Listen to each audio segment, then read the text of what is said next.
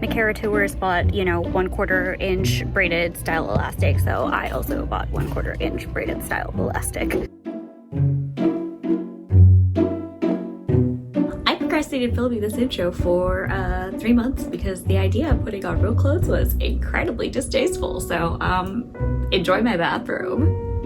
Have you ever wanted to make a project in a day and then you realize, oh wow, Micarah Tewers has that exact project made in a day with step-by-step instructions.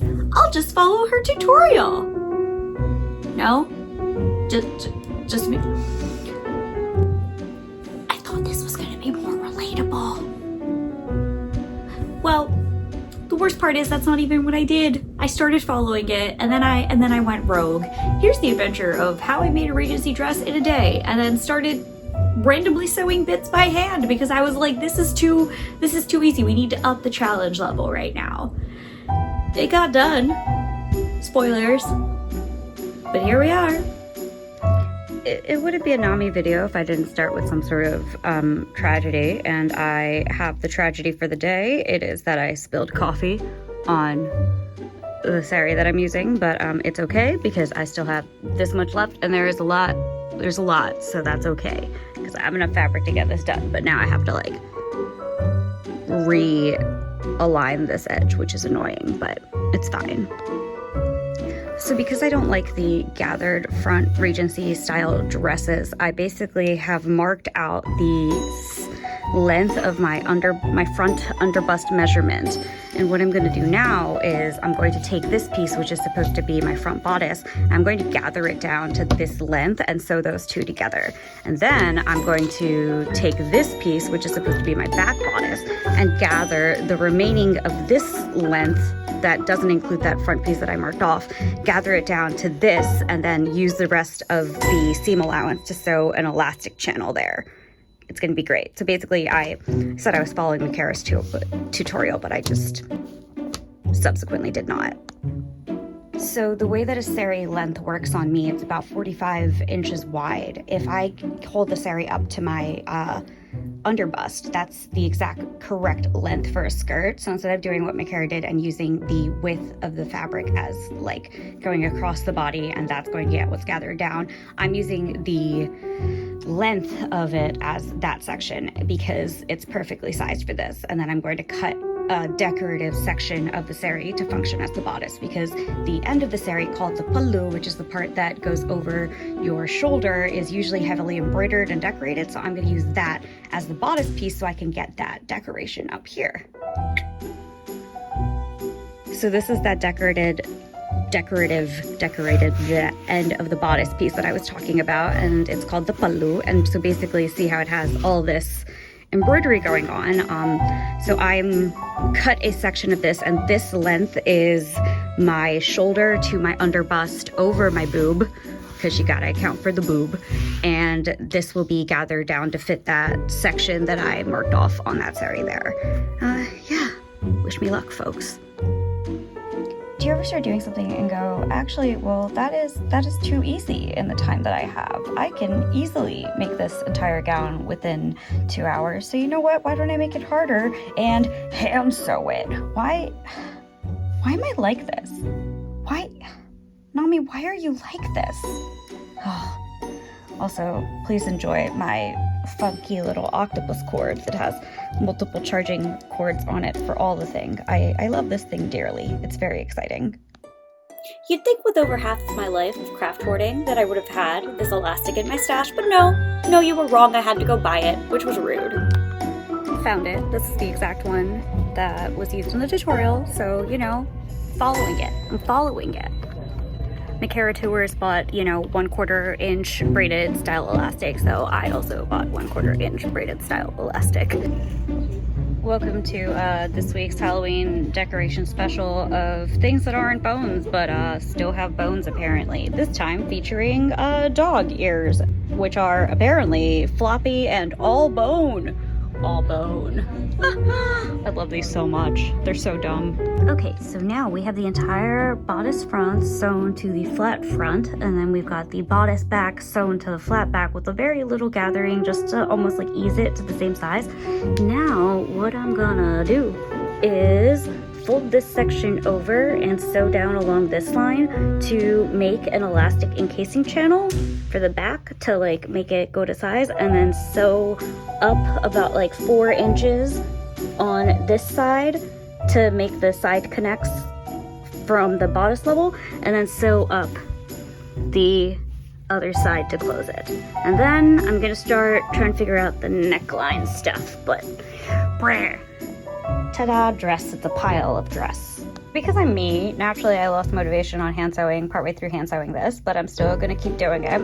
But you could see that I'm doing like, not a tiny, but like a decent back stitch for the first bit, and I do that for all the front panel, thankfully. But then as I get to the back panel, I start to get really annoyed, so I switch from doing that back stitch to just doing a gigantic running back stitch. So let me see if I can find it here. Yep, there it is. Just gigantic running back stitch, and you know what? It's good enough. We're doing the same thing for the elastic channel because done is better than perfect. And frankly, like, guys, we're doing this in a day. Did we really expect perfect? Because if you expected perfect, that was silly of you. So it remains to be seen if this is actually what some people might call lazy or what I call efficient. But in the interest of not wanting to thread this elastic in, and also in the interest of getting the most snug channel possible, what I'm doing is I'm anchoring this. I dropped it. I'm anchoring the elastic on one end first, and I'm going to sew across this a few times to just like hold it in place. And eventually this is going to get put into a seam, so it'll be extra secure. But then what I'm going to do is I'm going to go down here and like sew the channel as I go. And as I sew more and as I run out of elastic, because obviously this elastic length is going to be much shorter than this panel in order to, you know, do the scrunchy thing. As I do that, I'm just going to push the excess fabric down when I run out of elastic length. So I'll get a bunch of like bunched fabric back here and then more empty elastic, so I can keep using that to judge the channel size. Let's see how that goes. Hopefully, it sounds like a good plan in my head, so hopefully it's actually a good plan. And I'm also going to trim this flappy flap down because that's way too many fabric for this. Gotta get rid of the flappy flap. So last time I talked to y'all, I was still actively considering hand sewing, and I'm really happy to say that I have outgrown that, and I am now machine sewing. So what I did in the meantime, though, is I cut the neckline out for all of these. So you'll see now that it's like, here's the sleeve section on the one side, and then there's a neckline, and that all needs to be gathered. And so then I have to sew the other neckline and the other side seam. I also cut out all the fabric for the sleeves, and I'm going to run a gathering thread through the cap up there. And then, yeah, then we'll keep going. Woo.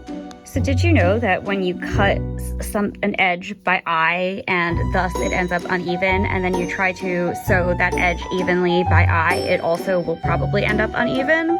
Because yep, we have the world's most uneven elastic casing, but it's real for the neckline. And I also forgot to leave a section open in it, so I'm gonna go in and just cut a section open. This is fine. Everything's fine. I'm gonna be honest, I did not expect that to work that well, but it did. However, we are currently at what Micarah likes to call demonetization bait, but no reason to fear, because don't mind all the stuff. But I have a petticoat and a blouse that would have been worn with this saree anyway, so I'm just gonna wear that underneath and call it a lining. Now all I have left to do is put the sleeves on, and then I'm done. But I'm gonna not record that because I don't feel like it. I'm not gonna put it on right now because I just don't wanna, but ta-da, it has sleeves. It's done. I did it. And that took definitely not as long as it should have. I could definitely do this in less than a day, actually. Probably in 3 hours if I machined the whole thing.